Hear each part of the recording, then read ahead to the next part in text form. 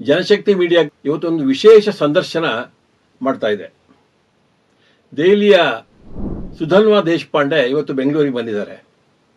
ಅವರು ನಮ್ಮ ಸಾಂಸ್ಕೃತಿಕ ರಂಗದ ಮೇರು ವ್ಯಕ್ತಿತ್ವ. ಅವರು ರಂಗಭೂಮಿ ನಟ ಹೌದು, ನಿರ್ದೇಶಕ ಹೌದು, ಸಂಘಟಕ ಹೌದು, ಅಷ್ಟೇ ಅಲ್ಲದೆ ಸಿನಿಮಾಗಳನ್ನು ಕೂಡ ಮಾಡಿದ್ದಾರೆ. ಅವರು ದೆಹಲಿಯಲ್ಲಿ ಜನನಾಟ್ಯ ಮಂಚ್ ಅಂತ ಒಂದು ತಂಡ ಇದೆ. ಅದು 1973ರಲ್ಲಿ ಪ್ರಾರಂಭ ಆಯಿತು. ಅದು ರಾಜಕೀಯ ರಂಗಭೂಮಿಯಾಗಿದೆ ಇದೆ.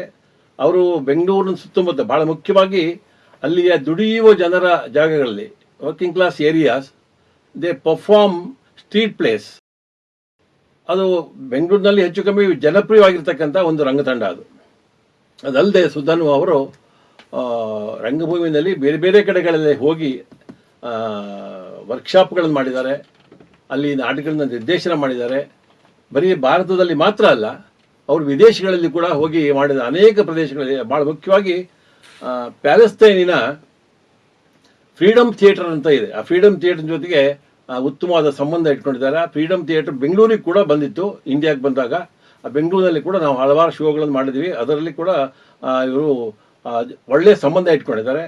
ಅದರ ಕಾರಣವಾಗಿ ಅವರು ಪ್ಯಾಲೆಸ್ತೈನಿಗೆ ಹೋಗಿ ಕೂಡ ಅಲ್ಲಿ ನಾಟಕಗಳನ್ನು ನಿರ್ದೇಶನ ಮಾಡಿದ್ದಾರೆ. ಆ್ಯಂಡ್ ಅವ್ರ ಜೊತೆಗೆ ಒಡನಾಟ ಅವ್ರದ್ದಿದೆ. ಸೊ ಈಗ ನಾವು ಅವರ ಸಂದರ್ಶನ ಮಾಡೋಣ. ಇದಲ್ಲದೆ ಮತ್ತೆ ಬೆಂಗಳೂರಿನಲ್ಲಿ ಮತ್ತು ದೆಹಲಿನಲ್ಲಿ ಅಲ್ಲಿ ಒಂದು ಸಫ್ದರ್ ಸ್ಟುಡಿಯೋ ಸಫ್ದರ್ ಅಂತ ಇದೆ. ಶಾದಿಪುರಲ್ಲಿ ಇದೆ ಅದು. ಅದು ಎಷ್ಟು ಚೆನ್ನಾಗಿದೆ ಅಂತ ಹೇಳಿದ್ರೆ, ಒಂದು ಕಡೆ ಪುಸ್ತಕದ ಅಂಗಡಿ ಇದೆ, ಮತ್ತೊಂದು ಕಡೆ ಒಂದು ಸಣ್ಣ ಥಿಯೇಟರ್ ಇದೆ. ಸುಮಾರು ಒಂದು 50-60 ಜನ ಕೂತ್ಕೋಬೋದಂತ ಮಧ್ಯ ಒಂದು ಜಾಗ ಇದೆ. ಆ ಜಾಗದಲ್ಲಿ ಪರ್ಫಾರ್ಮ್ ಕೂಡ ಮಾಡ್ಬೋದು. ಅಷ್ಟು ಒಳ್ಳೆಯದಿದೆ. ಆ್ಯಂಡ್ ಅದರ ಎಕ್ಸಿಕ್ಯೂಟಿವ್ ಡೈರೆಕ್ಟರ್ ಕೂಡ ಇವರು ಕೂಡ. ಈಗ ನೇರವಾಗಿ ನಾವು ಸುದರ್ಶನ್ ಅವ್ರನ್ನ ಸಂದರ್ಶನ ಮಾಡೋಣ. Welcome Sudhanva. Well, thank you very much. I'm very pleased to be here.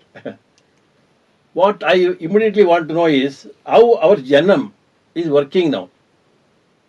Well, Jana Natya Manch, as you know, has been around for a while now. We formed in 1973, and so it's been over 50 years that we've been active. We work mainly in Delhi and around Delhi. We work a lot with trade unions, with women's organizations, student organizations, other civil society organizations and so on. We do mainly street theatre, but also other kinds of theatre. We are a group of amateurs, which means that all of us have other jobs, or we are students, or we are unemployed looking for work, but we don't earn anything from the theatre work that we do. So we basically meet in the evening or on holidays through the day, and we perform and rehearse and so on. The group itself is a fairly flexible entity, in the sense that there's a core group of around 10-12 people, around whom there's always new people who come and get connected. So they act in plays or they're involved in other ways. We've just had our annual general body meeting, and we found that last year we did over 150 performances through the year. And that's actually typical, meaning that we generally end up doing about 170 to 200 performances in a year, roughly speaking. And we typically end up doing about maybe 2 to 3 new plays. These plays are typically scripted by us, either by one person or by the group collectively. Most of them are directed by somebody from within the group, but we also sometimes have guest directors who come and work with us. So that's how the group is active. In the background of this mass media, especially this social media, where our theatre stands now? You see, there's an old joke that that every year there's an obituary that is written for theatre, and in every era you've had this kind of a feeling that theatre is going to die. First it happened when film came, radio, film, then internet, now social media, etc., etc. But the rumors about the death of theatre are a little exaggerated, I feel. Theatre is not dead. and there's no danger of theatre dying immediately. Of course, everything impacts everything else. That's true. But I think that there's something special about a live performance where you're in the same space and the same time as the performers, where you can see performers up close, and there's a connection between the performers and the audiences that is formed, that is different from what happens on the radio or what happens in cinema or in television and so on. Every form has its own strengths, and every form has its own limitations. Similarly, theatre also has its own strengths and its limitations. The main strength that theatre has is that it's live. It's in front of you. It's in the same place and the same time. The performers and the audiences are literally breathing the same air.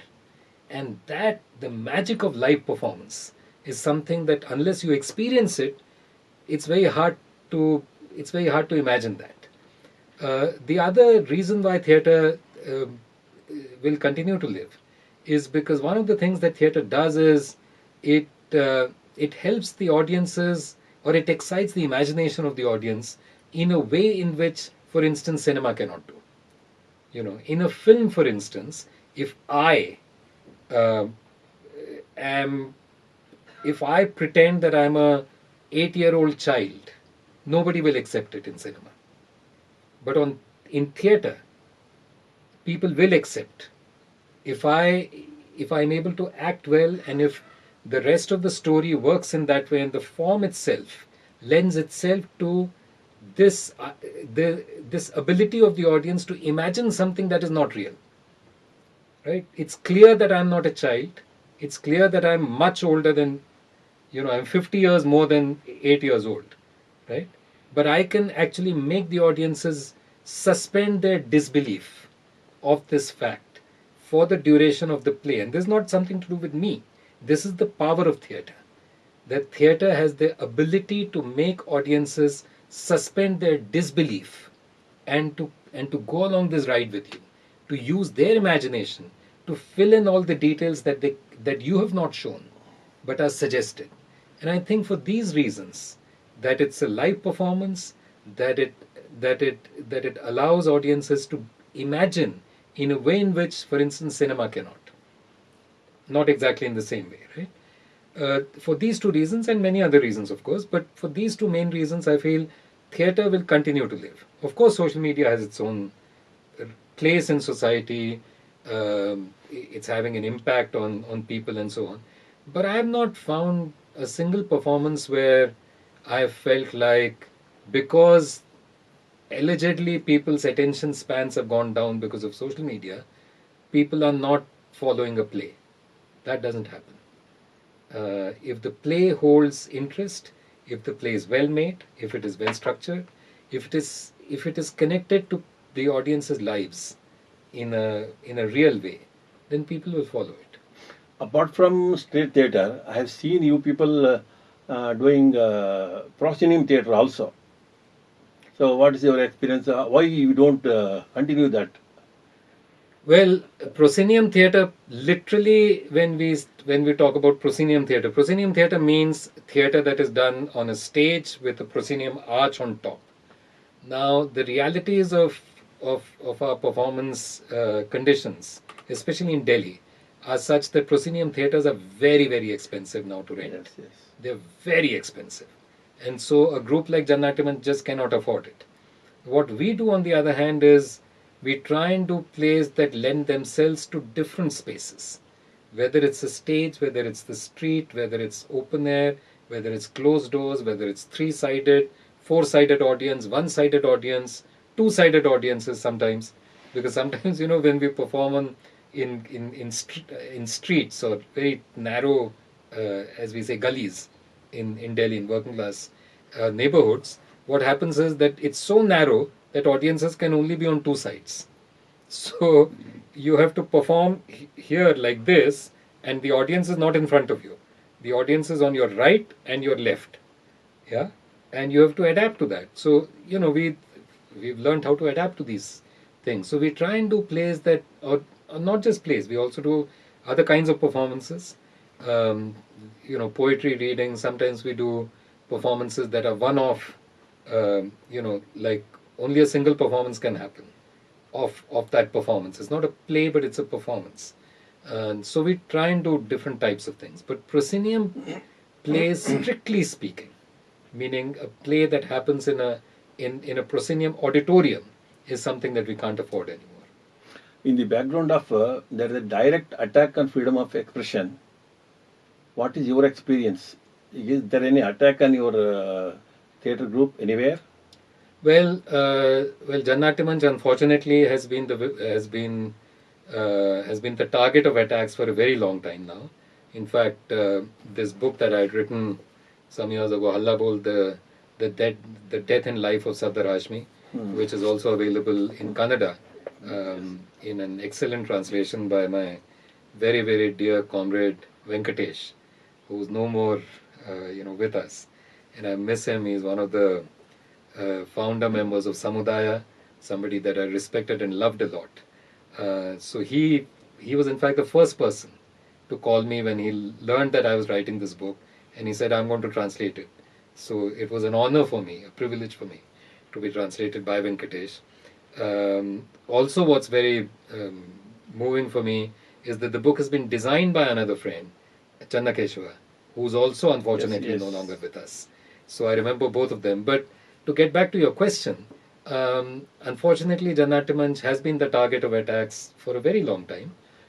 In fact, in this book also I mentioned how even when Sardar was alive, at that time there were attempts and so on. And then, of course, the biggest such attack happened on the 1st of January 1989, which resulted in the murder of Sardar Hashmi and a worker called Ram Bahadur, who happened to be there. And subsequently, there have been more or less violent attacks over the years. I think the situation now is that in Delhi and in North India as a whole, I think, at least in the Hindi-speaking regions of North India, broadly speaking, there has been a rise of Hindutva, not just politically, but also socially and culturally, which means that the Hindutva ideology has made deep inroads into the minds of people. And that is a real thing. Earlier, what used to happen is that there would be either, like the policeman would come and try and stop our play, or some activist from the other parties would come, the Congress or the BJP or the RSS, etc. They would come and try and stop our plays. The ABVP has attacked us in the past and so on. But now there is a real sense that we get that the kinds of things that we were able to say in the way in which we used to say them earlier would not be acceptable today. This whole narrative of that, some people are anti-national, has gone deep into the psyche of the people. And so therefore we have to be much more careful, but also we have to be more clever. It's not just about being careful. It's not about censoring yourself. We still say everything that we want to say. It's just that you say it in a different way. You have to be more clever. You have to sort of, camouflage what you want to say. And sometimes it's really, it's quite amusing. For instance, there's a play that we had done called Tathagat. And it's a play on caste, obviously, on caste oppression. And at the end of the play, there was this one gentleman who said, when the play began, he was very happy about it and so on. And then as the play went on, he kind of became a little bit uncomfortable with it. At the end of it, he told one of our local organizers, who was a CITU comrade, he said to him that, I know that what you did just now is against us. And so this man is from the RSS. Okay. So he says, I know what you did in the play just now is against us, but I'm not able to identify what exactly. So at the end of the play, but while the play was on, he was totally interested and was following it. So I think we have to be more clever. Ordinary people understand. And if you do a play that is engaging, that is interesting, and so on, then they follow. I think humor is also very important. If in the play you're able to make people laugh, that kind of gets their defenses down a little bit. And so therefore this thing that I'm talking about of this kind of vigilante kind of attitude that sometimes people can have can be moderated a little bit if you deal with humor.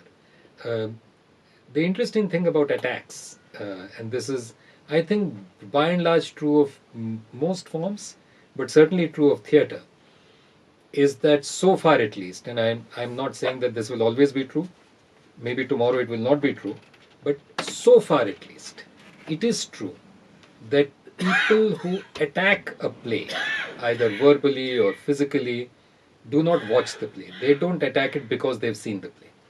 They attack it because you're doing the play, because they've heard something about it, or because they identify you with forces that they think they need to oppose. And a play is a soft target. It's easy to attack a play. They are just actors after all. So the people who attack a play don't watch a play. And typically, most of the time, people who watch a play, they might get angry with the play, they might get upset with the play, but they don't attack it. Sometimes they can even use bad words about you or about the play, but they will not attack it. And I think there's something to be said about the humanizing aspect of theatre. That theatre, if you watch a play, it humanizes you in some way. Even fascists, somewhere deep down, they have a human being inside them. Yes. And I think that's the power of theatre, that it can reach, not always, and I'm saying this with a lot of caution. I'm not saying that this will always be true, or but so far at least I have seen, in my experience and in the experience of other groups that I know of, typically people who watch a play don't attack it, and people who attack a play don't watch it. Sudhanva, you are closely associated with the Freedom Theatre of Palestine. Tell something about that, and what is the position now? Well, I have friends in the Freedom Theatre in Palestine. This is a theatre that is based in Jenin, which is a town in the north of the West Bank. It's a theatre that was established there in the refugee camp. It's the Jenin refugee camp.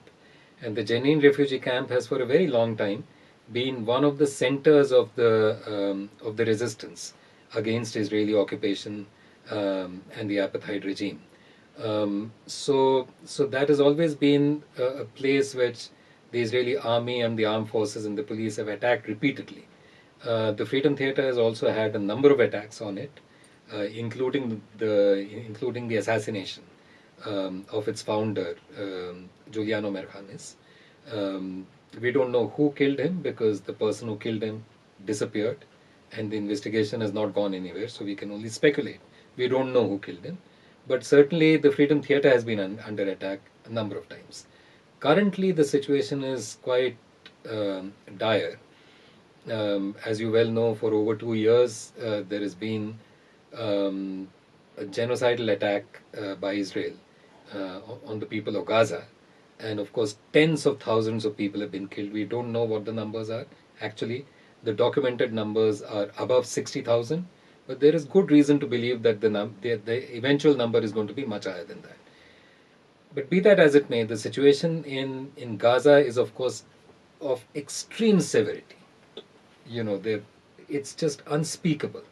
But what that has also done is that in the West Bank, there has been a much more concerted series of attacks all over the West Bank, which have kind of been obscured a little bit by the situation in Gaza. Because Gaza is so horrific, everything else seems to be a little mild in comparison. But what's been happening in the West Bank has also been very serious. There have been a series of attacks in Jenin, on the Jenin refugee camp in particular. And currently the situation is that the Freedom Theatre, the premises of the Freedom Theatre, which are right at the entry of the Jenin refugee camp. As soon as you enter the refugee camp from one side, it's on the right hand side. It's the It's a few meters down that road. So now the Freedom Theatre premises have been taken over by the Israeli army completely. So the Freedom Theatre can't operate out of there. It's been made into some kind of a observation post by the Israeli army because it's right at the entrance of the refugee camp. But the Freedom Theatre continues to work, and it has taken up a space in Jenin town, not in the refugee camp, in the town, and they continue to operate and they continue to work under very, very difficult circumstances, extremely difficult circumstances. But their spirit and their willingness to resist is incredible, not just in the Freedom Theatre, but in Palestinian society as a whole, as we have seen in Gaza. Incredible resistance by the people. If today there's a something like a ceasefire, something resembling a truce, that is not because of Donald Trump. That is not because of Netanyahu. That's because the people of Gaza have resisted and they have not given up. It's their resistance that has forced Israel and the US to put in place something like a truce, something like a ceasefire, something resembling peace, which is, of course, all the time it's been broken from the Israeli side. There have been a number of attacks after that. But it's the resistance that has made this possible. Over and above theatre, you are equally engaged in publishing books called Left World. So what is your experience there in the Left World and how it is going on? Well, Leftward Books was set up in the winter of 1998-99. So we've also completed over 25 years of our existence. And since 2017, we have also started publishing in Hindi under the imprint Vam Prakashan. And the experience has been actually quite surprising for us. When we set up, when I came in, I was the first employee. I was not the founder of Leftward Books. But when Comrade Prakash Karat, under his initiative, Leftward Books was set up, at that time, I had not anticipated that it would do so well in terms of sales. Now, of course, so well, I don't mean that we sell in the millions. Obviously, we don't make a lot of money, but that's also because we try and keep our books as cheap as possible, etc. But what I'm trying to say is that there is a genuine readership for left literature, for left-wing ideas in India and in the world. I think it's really important for what Fidel Castro called the battle of ideas. That's one of the great battles that are being waged on a global scale. And we at Leftward Books and Vam Prakashan, we see ourselves as being engaged in the battle of ideas. This is not just, of course we want the publishing house to do well commercially as well, but it's not a for-profit enterprise in the sense that the profit is not going into a capitalist's pocket. That's not the reason why we are there. We are there to promote certain ideas, and we are there to engage in this grand struggle at the global scale, the battle of ideas. It's on the one side are the ideas of reaction, of violence, of discrimination, of oppression, and so on. On the other side are ideas of humanity and of emancipation. And we are very clearly on the side of humanity, on the side of emancipation, on the side of socialism. That's the grand battle that we see ourselves as part of. What made you to become active in people's theatre and people's literature? What inspired you? Well, I think it happened a little bit by chance. Honestly, I think the person who's responsible is this one here, Safdar. I met Safdar when I was quite young, and I just loved him. He was a very attractive person, as you know. You met him. He was your friend too. And everybody who met Safdar could not but fall in love with him. Right? He was such an attractive person. He was such a lovely human being. And I certainly never felt, I was, 17, 18 when I first met him. and he was about 14, 15 years older than me. Yeah. Now, when you're 40 and the other person is 55, it doesn't matter. But when you're 17 and the other person is 32, it does matter. It feels like a whole generation away, right? But Safdar never made me feel like I was not his equal. And so that mattered to me a lot. He took me seriously, you know. And so I just came into Janam as a lark, for fun. Uh, I wasn't very serious about anything in life. And then I just stayed because I loved Safdar, I loved the work that we were doing. In Jana Natya Manch, also both my parents were involved with the movement one way or the other. My mother was an activist in EDWA. She was a member of the Communist Party of India, Marxist. She was a wonderful person and she influenced me very deeply. Again, somebody that you knew. My father was a Marxist intellectual. He was a playwright and so on. He also influenced me deeply. And my sister at that time was also a student activist with the SFI. So it would have been a wonder if I had not been involved in something or the other as well, because I was youngest in the family. So I got involved, but more than that, I just stayed because it was fun. It really was a lot of fun. And then Safdar, and then after Safdar's death, obviously Mala, Maulana Shri Hashmi, and her influence has also been very important in my life, and the other comrades who I've worked with over the years. So yeah, so I've just sort of ended up being there, and then I got into publishing at some point, and then when Comrade Prakash Karat asked me to to initiate the work at Leftward Books, I was very pleased because I wanted to be an activist. I wanted to be associated with and so on. So that just became a nice fit, and I'm fond of books. So I love books. I love theatre, and like professionally, I make books, and otherwise I make theatre, and it's a love. It's perfect. In between, I saw you organizing India Theatre Forum, an all India level forum. Tell something about India Theatre Forum. Well, the India Theatre Forum is something that I was one of the founders of. I wasn't the only one, and I certainly didn't come only from me. There were a number of us involved in it.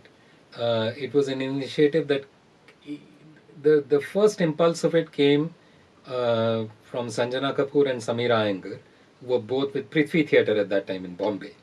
And they gathered a bunch of us together, which included, for instance, Akshara KV, from Neenasam, Hekodu. There was Pralayan from Chennai Kalaikuru. There was Praveen Kannanur from Chennai.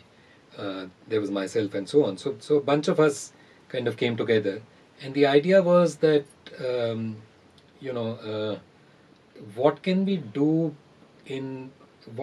by coming together that would help theatre makers continue to do theatre. So the idea was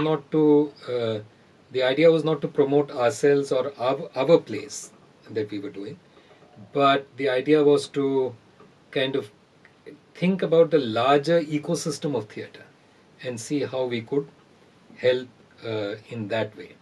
So there were two major seminars that we organized in Neenasam.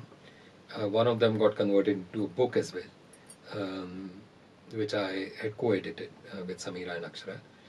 Then, other than that, we also did a lot of work on copyright in theatre, and we produced a little booklet called Copyright Kotwal, which was a kind of a manual for theatre people to understand and to deal with copyright issues. Then we also tried to do something which was not successful in the sense that it did not have a tangible result, but certainly it was the effort was worth it in any case, which is to try and come up with a social security scheme for theatre workers, and especially for rural theatre theatre artists, because a lot of theatre artists in rural India come from very marginalized backgrounds. They are fairly poor people, and after they are physically no longer able to do theatre, there's nothing for them. there's no social security net for them. Yeah? So we tried to come up with a scheme, and we did speak to the central government, we spoke to the Karnataka government, and we tried to lobby for it, we tried to advocate for it. Nothing came out of it eventually, but we tried. And so there were all of these types of things that we did as part of India Theatre Forum. You worked with Habib Tanvir and Naya Theatre. What is your experience there? Well, Habib Tanvir and Naya Theatre, How it is different from other theatres like that? well, I was very lucky that I first worked with Habib Saab in 1988 when he came to direct a play for Jana Natya Manch. It was a play written by Safdar called Mote Ram Ka Satyagraha. It was based on a short story by Munshi Premchand, and Habib Saab had directed it. So that's the first time that I interacted with Habib Saab as an actor. But I was just very interested in the whole process of writing. So therefore, I was accompanying Safdar for every meeting that he had with Habib Saab before the play got into rehearsal. And I just kind of became, part of that whole setup. Coincidentally and luckily for me, the rehearsals used to happen in Bersarai in Delhi, and I used to stay in JNU because my father was a professor there, and they are very close to each other.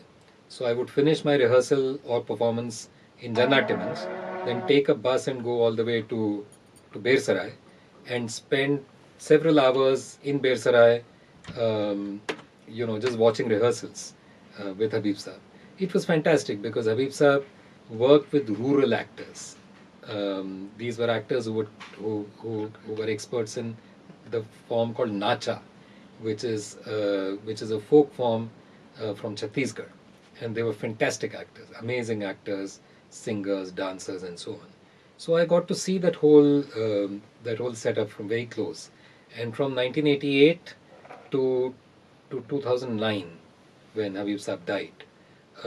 So for about 21 years, I kind of continued to be closely associated with Habib Saab, with Naya Theatre, and with all these wonderful actors that I saw very close up.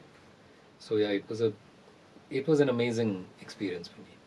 Finally, now we are shifted from Delhi to Pune.